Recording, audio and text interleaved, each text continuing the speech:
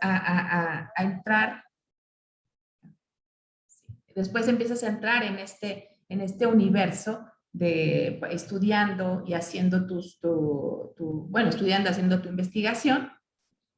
Pero este es un proceso en el que siempre hay una búsqueda de el mejor camino que tomar. Entonces, primero, es cierto que los sueños se pueden alcanzar, pero yo creo que lo importante también aquí es recalcar que tenemos también, hay una especie de camino también trazado por el sistema en el que se desenvuelve la ciencia. Si bien es cierto que podemos nosotros elegir lo que queremos estudiar, elegir el tipo de investigación que podemos hacer, pero también hay que tener en cuenta que, bueno, en la ciencia hay ciertos también, ciertos intereses, ciertos proyectos que pueden ser aprobados o no, y todo esto, bueno, va marcando también el camino en el que vamos eligiendo seguir. Entonces, bueno, esto es simplemente para ejemplificar este camino que no deja de ser muy enriquecedor, pero en el que tenemos que buscar precisamente estas oportunidades en la ciencia, ¿no? En este sistema. No sé si avanza mi presentación. Creo que no avanza, ¿verdad? Pues la voy a compartir nuevamente. Sí, a ver. Aquí está, muy bien. Entonces, bueno, en la parte de investigación básica, durante mis estudios incluso durante los estudios de licenciatura, yo elegí, no sé cómo suceda en algunas otras instituciones, pero por ejemplo en el Politécnico hay muchas maneras, muchas formas de poder titularse. Puede ser una tesis para titularte, puedes hacer, por ejemplo, un examen de conocimientos, etc. Yo decidí cuando terminé la carrera de QVP, decidí hacer una tesis, una pequeña tesis de investigación para poder titularme. Y en ese momento fue en el que descubrí, en el que pude llegar a un laboratorio del CIMBESTAF, que en ese momento pertenecía al Departamento de Patología Experimental, en el laboratorio del doctor Leopoldo Flores Romo, que desafortunadamente falleció el año pasado. Y bueno, llegué gracias también a la recomendación de una de mis profesoras de inmunología en la escuela. Y llegué a este laboratorio para precisamente realmente descubrir cómo era hacer ciencia básica, investigación básica. Entonces, en ese momento, con mis compañeros con quienes conviví, había un proyecto sobre tuberculosis pulmonar, y en este caso decidí hacer un pequeño proyecto para titularme como QVP. También aquí pongo unas imágenes. Bueno, en la parte superior está el equipo del doctor Leopoldo Flores Romo en el CIMBESTAF, en donde empecé a hacer investigación. Y en la parte inferior está el actual equipo del doctor Rogelio Hernández Pando, quien después se convirtió precisamente en mi director de tesis de maestría y de doctorado. Entonces, yo pude tener acceso tanto al CIMBESTAF, laboratorio del CIMBESTAF, como a los laboratorios del Instituto Nacional de Ciencias Médicas y Nutrición, o también conocido como Hospital de Nutrición, para también hacer ahí los diferentes proyectos de investigación.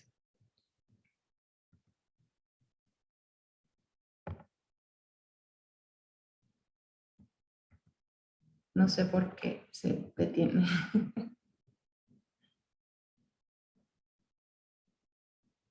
Un poco extraño. Bueno, aquí les muestro algunos de los ejemplos de los proyectos de investigación básica en los que participé. Como les mencionaba, había un proyecto de investigación sobre tuberculosis. Ustedes tal vez sepan que la tuberculosis sigue siendo un problema de salud, sobre todo en los países pobres o en los países en vías de desarrollo, sobre todo por los casos de tuberculosis latente, en los que alrededor del 2001, la OMS, la Organización Mundial de la Salud, identificó a la tuberculosis como, bueno, más bien identificó o predijo que probablemente hasta 1/3 de la población mundial podía tener una especie de tuberculosis latente, es decir, pudiera estar infectada con la bacteria causante de esta enfermedad, pero que no desarrollaría síntomas sino hasta en algún momento específico. Y también esta enfermedad pues sigue siendo importante debido a los casos, por ejemplo, de tuberculosis causadas por bacterias resistentes a los antibióticos. Ustedes saben que, bueno, hoy en día, con todo lo que estamos viviendo con la pandemia por COVID, bueno, eso es una de las amenazas que siempre ha tenido presente la OMS, estos tipos de virus emergentes que pueden venir de saltar de animales a humanos, pero también otra de las grandes amenazas en cuanto a salud son las enfermedades causadas por bacterias, sobre todo bacterias resistentes a los antibióticos. El uso indiscriminado de antibióticos hoy en día puede favorecer que este tipo de bacterias resistentes pues puedan seguir causando infecciones. Bueno, en este caso hice un trabajo de investigación para cuando estaba en la licenciatura, terminando la licenciatura, en el cual, bueno, en el Instituto Nacional de Nutrición habían desarrollado un modelo de infección en ratones para reproducir la enfermedad de tuberculosis pulmonar. Y lo que yo hice en ese momento, bueno, fue analizar la parte de histopatológica, quiere decir el daño causado por la enfermedad, por la bacteria, en este caso Mycobacterium tuberculosis, el daño que causa a nivel de tejidos y sobre todo la respuesta inmunológica celular in situ, quiere decir en el tejido pulmonar.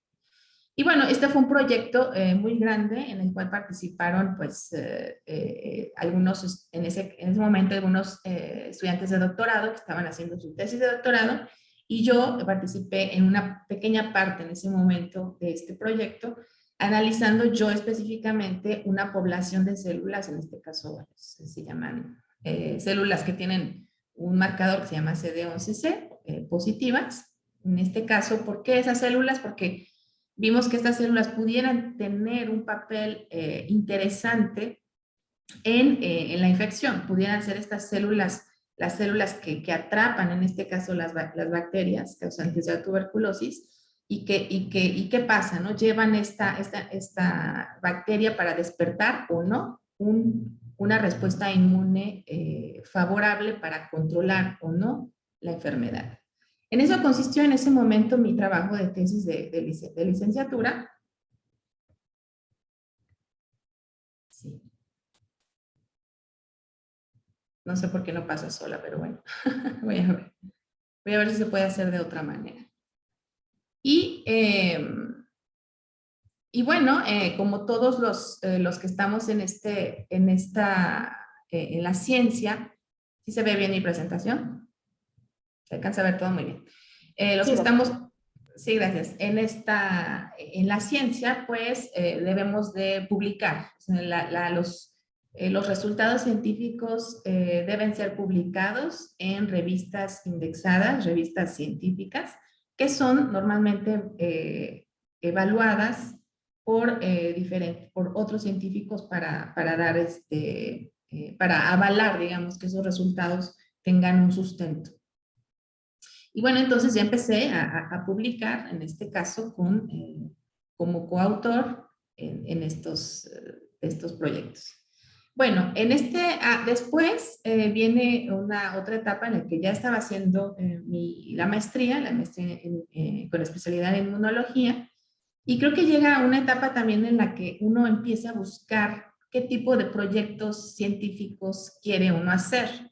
Yo estaba ya haciendo investigación en tuberculosis con este modelo de infección en ratones, pero en ese momento, bueno, mi director de tesis, el doctor Rogelio Hernández Pando del Instituto del Hospital de Nutrición, tenía unas colaboraciones con el Instituto de Enfermedades Infecciosas de Amberes, Bélgica. Aquí es muy importante recalcar que las colaboraciones científicas son muy importantes para hacer avanzar los proyectos. Entonces, en este caso, él, bueno, ya tenía algunas colaboraciones con científicos de ese instituto en Bélgica, Y bueno, estas personas, los colegas de Bélgica, habían aislado diferentes bacterias causantes de una enfermedad que en ese momento, o bueno, hasta hoy en día creo, sigue siendo una enfermedad un poco rara, que se llama la úlcera de Buruli. Y ellos aislaron estas bacterias de varios países, de África, por ejemplo, de otros de países, incluso de México y de algunos países de Asia. Y entonces, bueno, ellos propusieron al doctor Rogelio hacer un proyecto de investigación en colaboración sobre este tema. Y bueno, él me lo propuso y yo dije, bueno, me interesa. Yo creo que algo muy importante que hay que tomar siempre en cuenta es en la elección del tema de tesis, pues es precisamente que sea también novedoso. Es importante no solamente el tema, sino también, bueno, en este caso el director, el tutor, que pueda ser también una persona que sabes que está comprometida y que uno va a poder lograr terminar su investigación.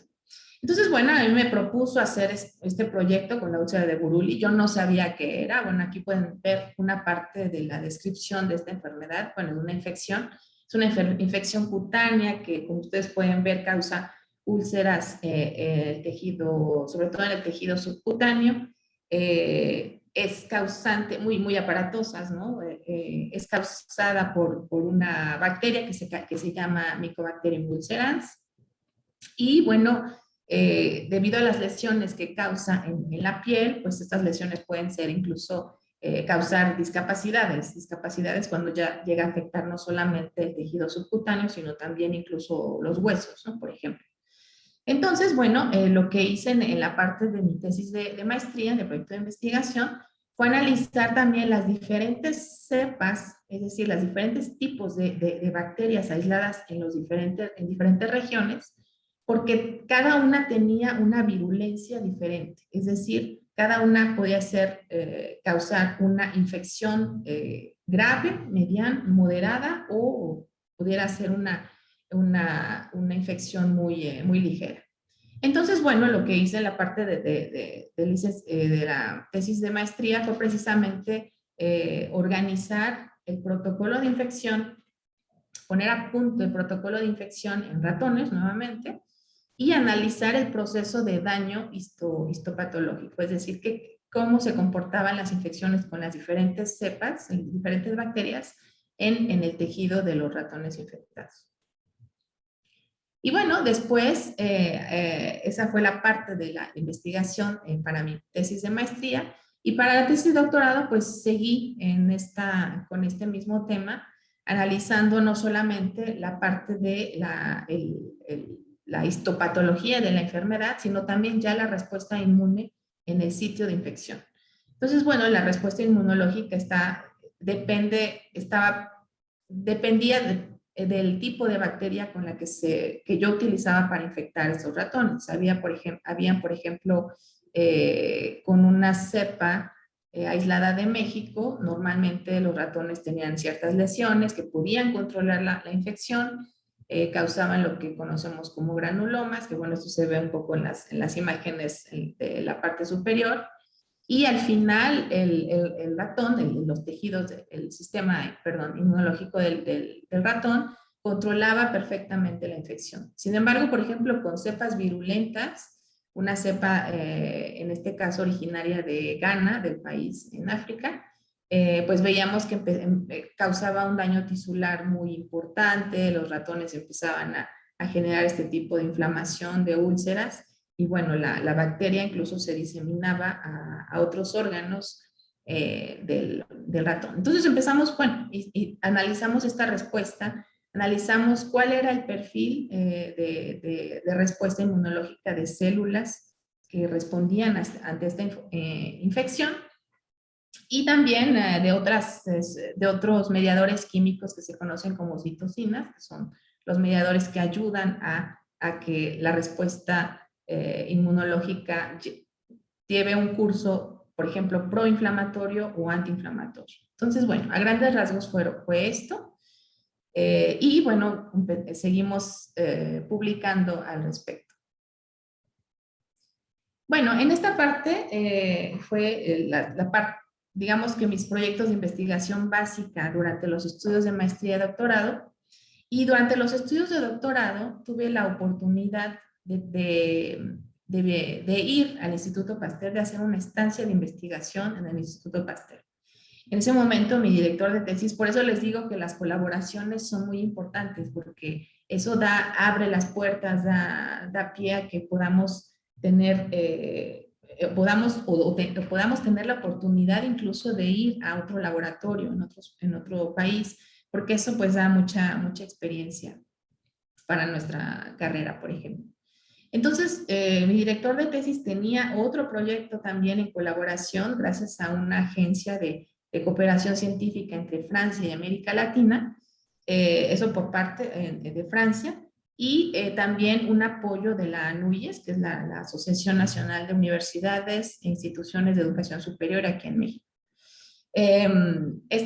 Gracias a este proyecto, yo pude hacer una estancia de investigación. Solamente fue una estancia de 3 meses, pero yo creo que esos 3 meses fueron tan enriquecedores que abrieron también la puerta para lo que seguía.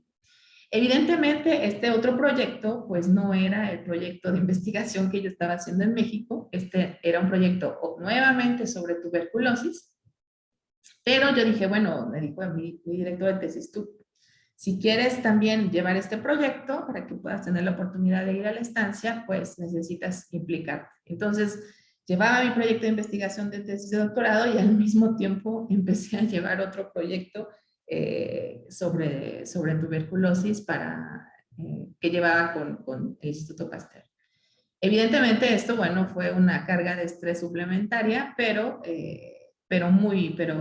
fue una oportunidad muy valiosa. Y bueno, gracias a eso fue a hacer esta estancia de 3 meses, esto fue en el año 2005. Y también quisiera mencionar que durante el último año de maestría y todos los años que estuve de doctorado, pues también di clases. Entonces tengo esa experiencia de docencia que fue muy enriquecedora en su momento. Di clases en el Politécnico, en la Escuela Nacional de Ciencias Biológicas, daba clases del Laboratorio de Bacteriología Médica, de histología en otra de las escuelas del Politécnico, y también en la hoy Universidad Tominaga Nakamoto, en donde di unas clases de taller de comprensión de textos en inglés, textos científicos, y después microbiología general para la carrera de medicina. Y bueno, en ese momento sí daba clases, estaba haciendo mis estudios de doctorado, mi proyecto de investigación, y pues uno empieza también a preguntarse, ¿y después qué sigue? ¿No? ¿Cuál es el siguiente paso? Normalmente, cuando uno decide hacer una carrera científica, pues tenemos como objetivo pues ser, por ejemplo, profesor investigador en una universidad, o hacer investigación, por ejemplo, en un instituto de investigación, pero hasta ahí creo que esas son los dos objetivos que en algún momento tenemos, pero hoy en día, y eso es lo que voy a hablar a continuación, pues no es solamente eso, ¿no? Con esa estancia que tuve de 3 meses en las que pude ir al Instituto Pasteur con este proyecto, este segundo proyecto, pues conocí a la directora de la Unidad de Genética Micobacteriana, la doctora Brigitte Jiquel, y cuando terminé mi doctorado, pues quise seguir. Ahora, en esta parte, como les mencionaba, si quería yo continuar una carrera como profesor investigador, pues uno empieza a ver las ofertas de trabajo y cuáles son los requisitos que se piden. Entonces, bueno, normalmente dicen, bueno, haber hecho un postdoctorado o 2, por ejemplo, en el extranjero, etcétera. Y entonces dije, bueno, si quiero seguir por ese camino, pues voy a irme a buscar hacer una estancia postdoctoral o hacer un postdoctorado. Y eso fue, y debido a eso, pues contacté a la doctora Jiquel, en donde hice mi estancia de investigación.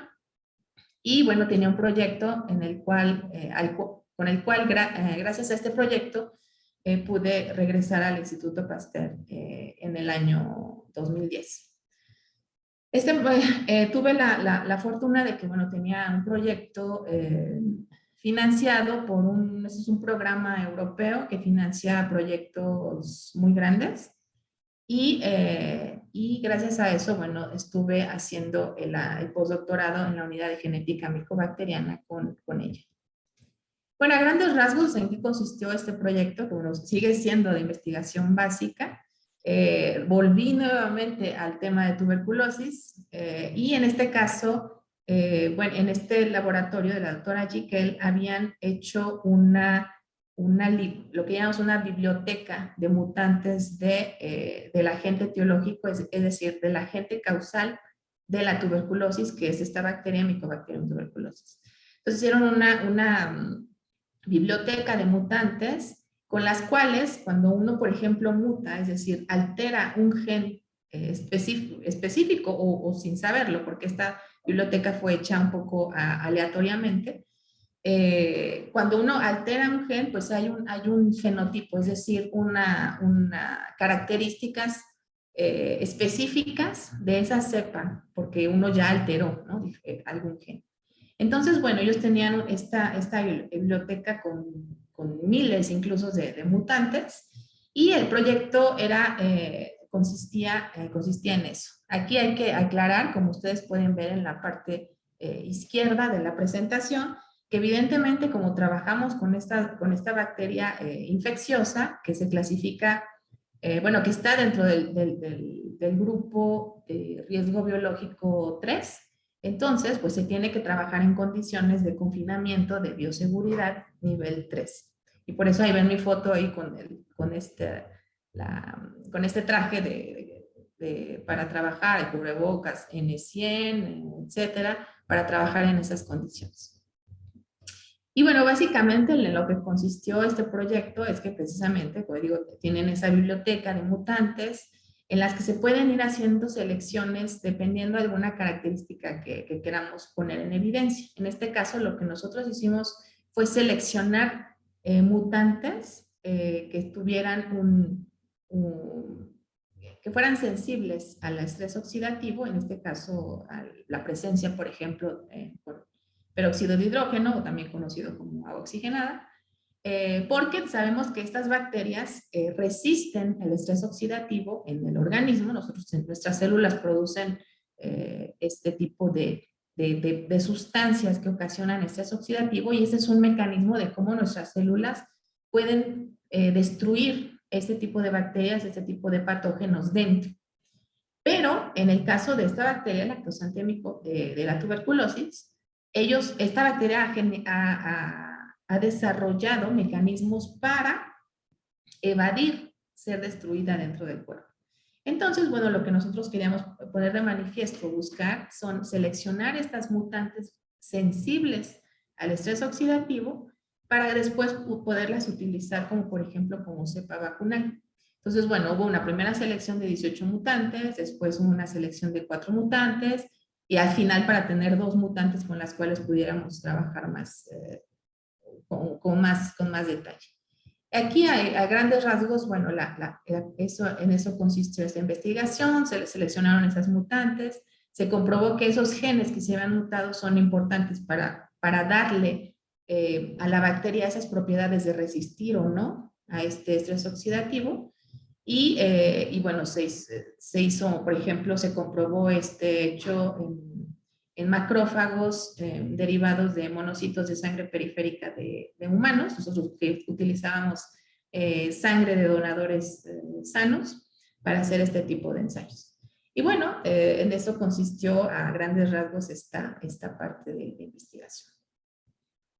Y bueno, aquí llegué a una interfase porque lo que les mencionaba es esto, ¿no? Este camino de los científicos o los que queremos hacer una carrera en ciencia. Entonces tenemos la parte de academia, la ciencia básica, hacemos una estancia postdoctoral, un postdoc, pero si ustedes ven en esta imagen, esa imagen me gustó porque muestra que podemos quedarnos como en este vórtice, ¿no? Dando vueltas como postdoc, es decir, hacemos un postdoctorado, podemos hacer otro postdoctorado, pero ¿hasta cuándo vamos a hacer? ¿Por qué digo hasta cuándo? Porque es cierto también que, y hay que tener en cuenta que en las carreras científicas muchas veces pues hay, y no solamente esto en México, yo creo que es es algo general en muchas partes del mundo. Evidentemente hay países en los que hay mucho más apoyo, más por ejemplo, más plazas, más lugares en los que puede un científico concursar para tener ese lugar, pero sigue siendo, yo creo que un problema general. Entonces, pues llegas a decir, bueno, ¿ahora qué hago? ¿No? Seguir por ese camino, quedarme, por ejemplo, en esta parte haciendo postdoctorados hasta encontrar o tener un lugar como profesor investigador, como investigador principal, o buscar también diferentes alternativas. Y es aquí donde se abre como el abanico de posibilidades y en donde uno no deja de ser científico a pesar de poder tomar diferentes caminos. En este caso, como ustedes pueden ver en la imagen, pues tenemos, puede haber, por ejemplo, una carrera alternativa en la industria, por ejemplo, hasta en el gobierno, en la academia, etcétera, en donde podemos empezar a buscar. En mi caso, bueno, que me regresar un poco, en mi caso, bueno, pues empecé a tener contacto con personas que se dedicaban a hacer gestión de proyectos, pero no proyectos de investigación básica, proyectos científicos, sino proyectos estructurales, que ahorita vamos a ver un ejemplo de qué son estos proyectos estructurales. Y bueno, como me empecé a interesar en este otro tipo de carreras, pues bueno, empecé a hacer algunos cursos y de forma también, sí, algunos cursos para poder mantenerme al día o aprender diferentes, sobre todo diferentes, para tener las herramientas de cómo hacer, por ejemplo, gestión de estos proyectos. Y gracias a esto, por eso le llamo aquí que fue una interfase, es que llegué también a aplicar para una posición como coordinando algunos proyectos estructurales en el Centro de Recursos Biológicos del Instituto Pasteur. En este caso, bueno, este es un proyecto en el que participan diferentes países de Europa y en los cuales los participantes, los miembros de este proyecto, son diferentes bancos de microorganismos. Fue ahí cuando yo entré a este mundo de los bancos de microorganismos y bueno, tuve la oportunidad de entrar a hacer la gestión de este tipo de proyectos a nivel para el Centro de Recursos Biológicos. Ahora, ¿qué son los bancos de microorganismos? Pues como su nombre lo dice, bueno, tiene varios nombres. Se pueden conocer como bancos de microorganismos, como colecciones de microorganismos, o también se les conoce con el término general de biobanco. ¿Qué son? Bueno, como su nombre lo dice, nos podemos dar una idea, porque así como en un banco de dinero, pues es una estructura en donde, bueno, ya no, antes se albergaba ahí, se podía mantener el dinero físicamente, ¿no? Monedas, billetes. Hoy pues ya sabemos que todo dinero, la mayoría es virtual, pero pues es precisamente eso, ¿no? Un lugar donde se mantiene, en este caso microorganismos. Puede haber también bancos de muestras o tejidos humanos, por ejemplo. Hay también bancos de semillas, que es muy importante, porque sobre todo para dar continuidad con todos los problemas del cambio climático, etcétera, pues hay bancos que protegen semillas para que si en algún momento alguna planta llegara, por ejemplo, a extinguirse de manera natural, pues estos bancos que conservan las semillas son invaluables para poder mantener, ¿no? este tipo de especies en la tierra. Entonces, bueno, a grandes rasgos es esto, o sea, son laboratorios, son lugares en donde se mantienen, se conservan los microorganismos, en este caso los microorganismos.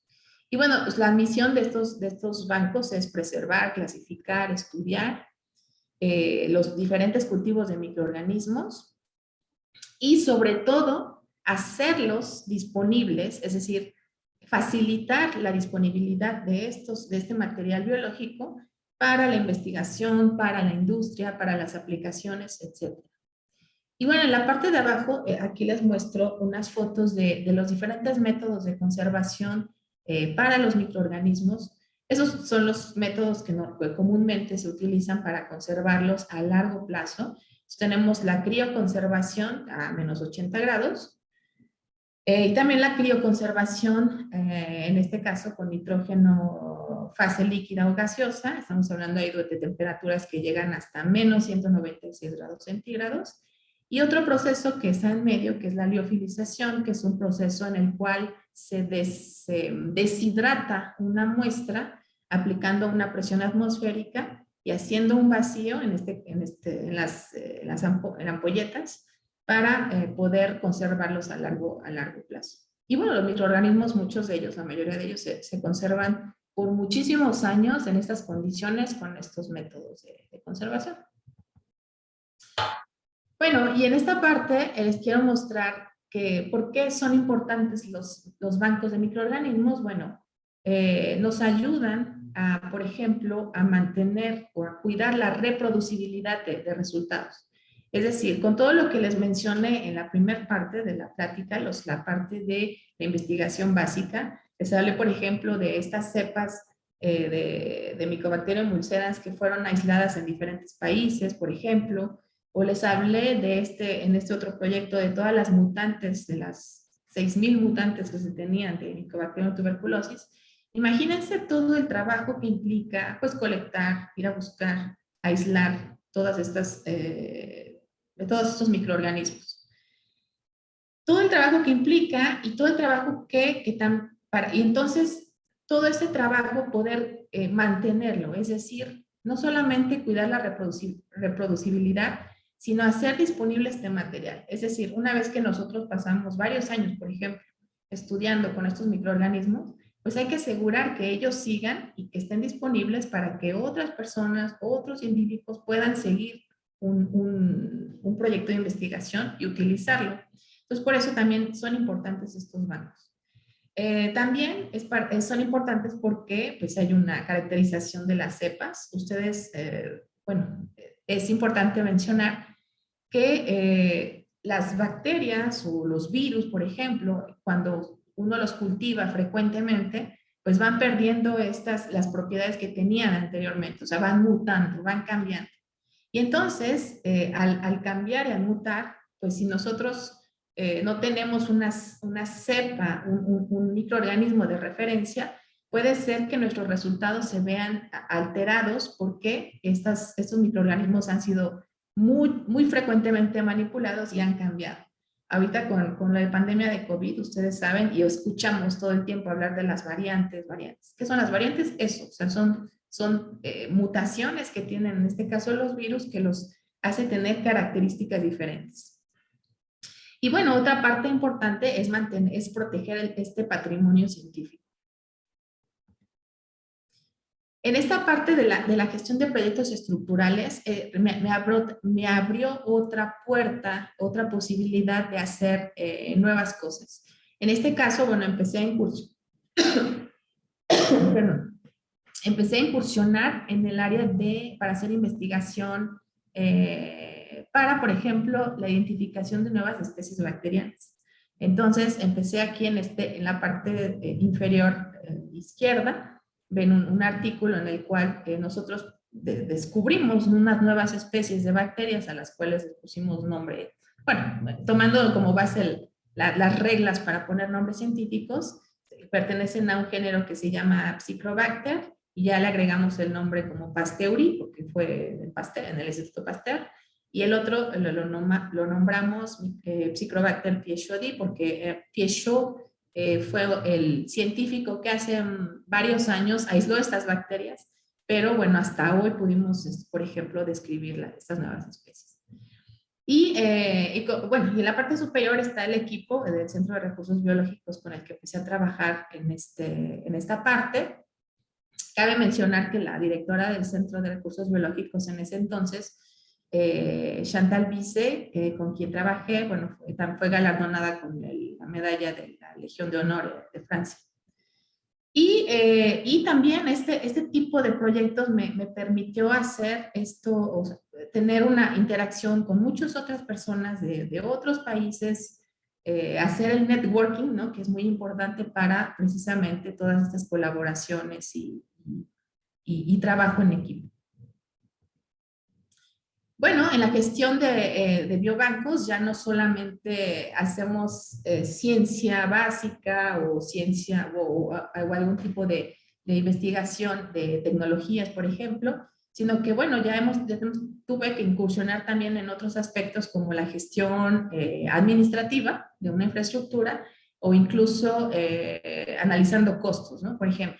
Entonces, como ven, bueno, tenemos esta facilidad de tener el background, nuestros conocimientos de la parte científica, pero sí tenemos también que incursionar en otras. Entonces, analizar la parte administrativa, la parte de análisis de costos y otra parte muy importante que creo que es también parte del día a día de lo que hago actualmente, pues es la gestión reglamentaria. Nosotros, como ahorita se los voy a mencionar, pues tenemos que lidiar también con muchos reglamentos. Muy bien, ¿qué tal descansó? Sí, sí. Justo, ¿no? Un micrófono prendido. No, sí, sé que esto no es... Bueno, tenemos que lidiar con esta parte de reglamentaciones, con esa parte que ya son también muy jurídicos, ahí participan mucho a nivel leyes, por ejemplo, reglamentos, y todo eso lo tenemos también que tomar en cuenta. Ahora, en esta parte, bueno, ya les mencioné que son los bancos de microorganismos y específicamente voy a hablar del banco de microorganismos asociados a patentes, que es el que actualmente dirijo. Este es un banco como lo que mencioné de microorganismos, pero tiene una particularidad porque los microorganismos y líneas celulares que albergamos en ellos están asociados a procesos de patente. Esto no quiere decir, no completamente, que los microorganismos estén patentados, sino que a lo mejor el microorganismo fue utilizado para patentar un proceso, por ejemplo. Sí, los microorganismos pueden ser patentados, sobre todo cuando son organismos genéticamente modificados, pero si son microorganismos naturales, no pueden ser patentados. Bueno, hay diferentes legislaciones que protegen también el patrimonio, podemos decir, natural. Y entonces pero están asociados a una patente. Y bueno, en este proceso de solicitud de patente, bueno, hay una cláusula que prevé la obligación de divulgación. En este caso, se tiene que tener una descripción escrita que sea suficientemente clara y precisa para que se pueda reproducir una patente. Y esta divulgación escrita debe complementarse con el depósito de un material biológico, en este caso un microorganismo que está relacionado con ello. Entonces, el nombre de este banco es la Colección Nacional de Cultivos de Microorganismos y es la única autoridad de depósito internacional en Francia, porque hay países que pueden tener una, dos o más de este tipo de bancos. ¿Por qué digo que es una autoridad de depósito internacional? Porque este es un estatus que le provee la Organización Mundial de la Propiedad Intelectual, la OMPI, y bueno, es considerada la segunda en Europa, digamos, más importante en relación al número de depósitos recibidos desde que obtuvo ese estatus, que fue en 1984. Este banco se encuentra en el Instituto Pasteur y es auspiciado por el Instituto de la Propiedad Industrial de Francia. Y bueno, aquí les presento mi equipo. Está del lado izquierdo Sabine Garçonnet, es mi asistente. En medio Patricia Charles, que es mi técnico. Y del lado derecho Shanti Africano Gómez, que es ingeniero en mi laboratorio. Entonces, bueno, Sabine y Patricia son francesas, Shanti es colombiana y son las personas que conmigo conformamos mi equipo.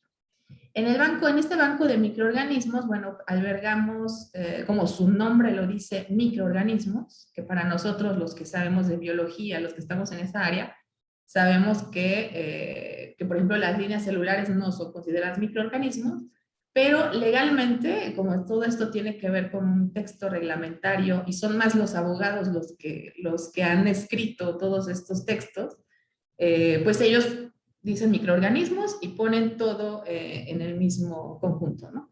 Pero tenemos lo que son verdaderamente microorganismos, quiere decir bacterias, levaduras, virus, hongos filamentosos, bacteriófagos y otros.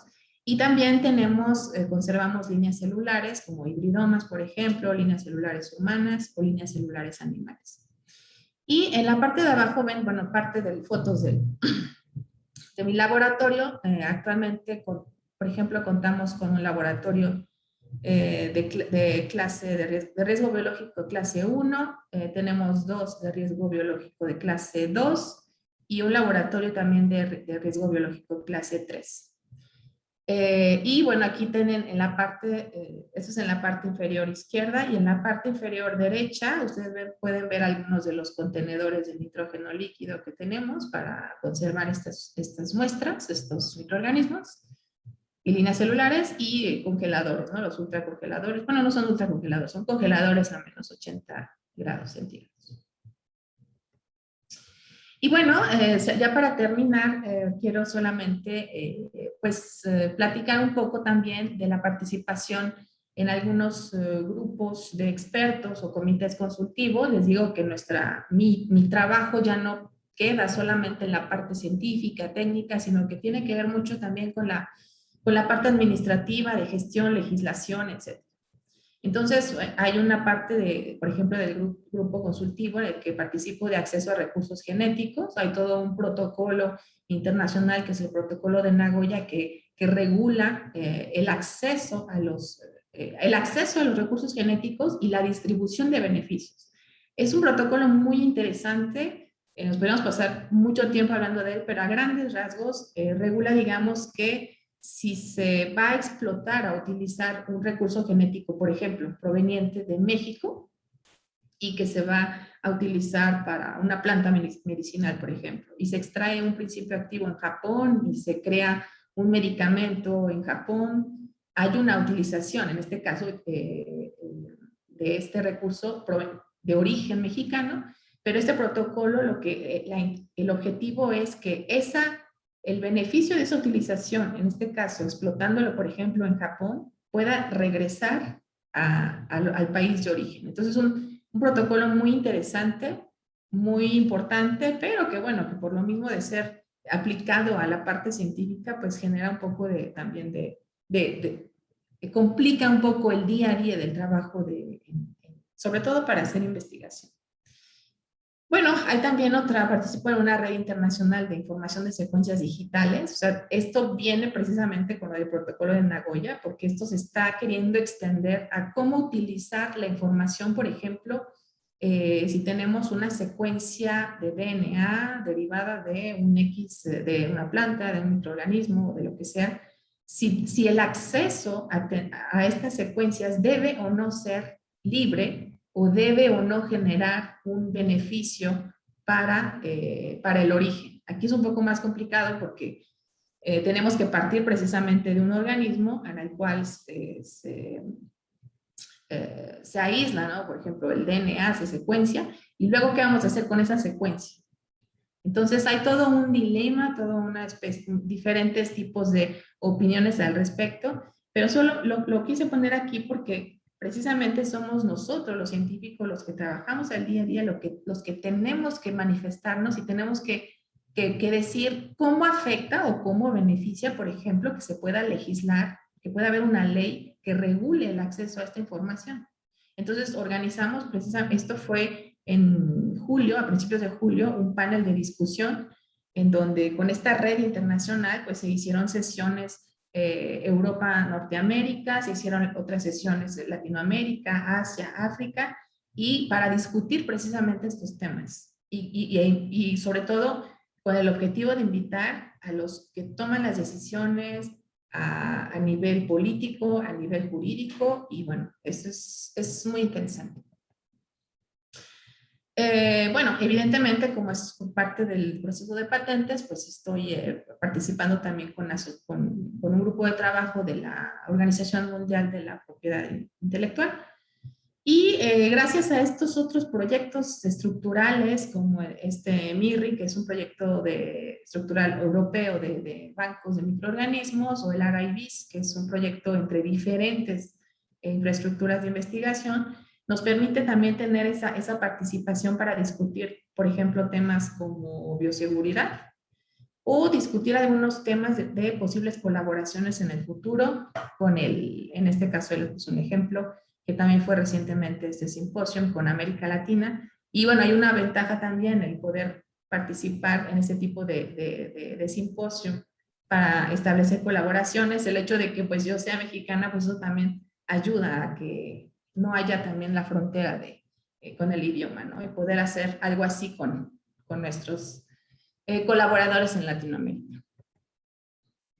Y bueno, también podemos, gracias a este tipo de proyectos estructurales, podemos acceder a otros, a participar en otros proyectos, que uno recientemente que fue aceptado por la Comisión Europea, es precisamente la respuesta inmediata para epidemias, por ejemplo. Evidentemente, estos se están enfocando mucho en COVID, en otras posibles epidemias causadas por virus, pero también tenemos que tener en cuenta, y es ahí donde nosotros participamos más precisamente, es en otros tipos de epidemias causadas por bacterias, no solamente por virus. No debemos olvidar, como lo mencioné en algún momento, de este tipo de epidemias que se pueden esperar, sobre todo por bacterias resistentes a antibióticos. Aquí voy a hacer una pausa porque lo dejé al final porque sabía que iba a ser duro. Mi padre lamentablemente nos dejó hace una semana y por eso estoy aquí en México. Y bueno, es un momento también para decir que pues fue gracias a él y a mi mamá también que yo pude estar, que yo estoy y que yo soy lo que soy y que yo logré lo que he logrado, porque ellos fueron el pilar indispensable para que yo esté aquí hoy en día y para que pueda compartirles todas estas experiencias. Y la verdad ha sido duro, pero estoy segura y por eso estoy aquí hoy, porque estoy segura que él me estaría diciendo hoy, hija, sigue tu vida, sigue haciendo tus cosas y no te detengas. Y por eso quise dedicarle esta plática a mi papá, que hace una semana nos dijo, pero bueno, la vida sigue y yo les agradezco la invitación y bueno, la emoción sigue y el dolor continúa, pero aquí estamos. Entonces es un pequeño homenaje a mi papá, el ingeniero Gonzalo Hurtado Ramírez. Y bueno, finalmente aquí les dejo algunos datos pues, de mis redes sociales, el LinkedIn, el Twitter. Y bueno, quedo con ustedes para cualquier pregunta. Gracias. Muchísimas gracias, doctora Raquel, y pues nuestras más sinceras condolencias. La verdad, pues es un ejemplo a seguir